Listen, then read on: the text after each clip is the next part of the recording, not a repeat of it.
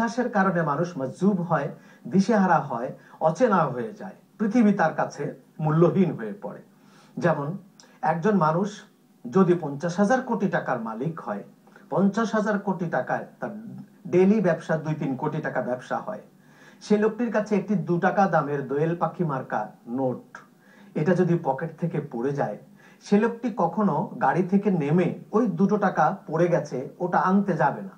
ওটার তার কাছে প্রয়োজন, সে তো 50,000 কোটি টাকার মালিক, তার কাছে 2 টাকার একটি নোট যেরকম, যে লোকটি পৃথিবী থেকে ঘুরতে ঘুরতে ঘুরতে ঘুরতে পথ বেয়ে বেয়ে কালবের এলেম দিয়ে আল্লাহর সামনাসামনি হয়ে গেল, আল্লাহকে যেদিন পেয়ে গেল, সেদিন থেকে তার কাছে গোটা পৃথিবীর মূল্য 2 টাকার নোটের মতো না, বরং একটা মাছির ডানে বামে 2টা পাখা থাকে, তার একদিকের একটা পাখা পরিমাণ মূল্য, এর বেশি না।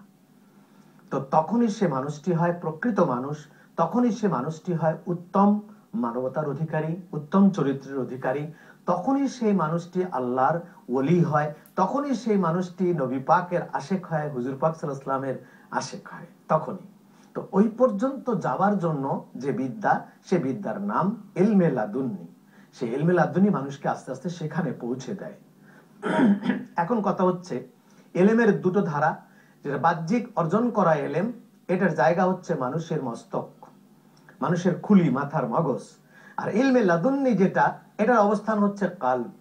ইলমে লাদুন্নির জায়গা কাল্ব, ইলমে তরিকার জায়গা কাল্ব, ইলমে হাকিকতের জায়গা কাল্ব, ইলমে মারিফতের জায়গা কাল্ব, ইলমে লাদুন্নির জায়গা কাল্ব, ইলমে তাসাউফের জায়গা কাল্ব।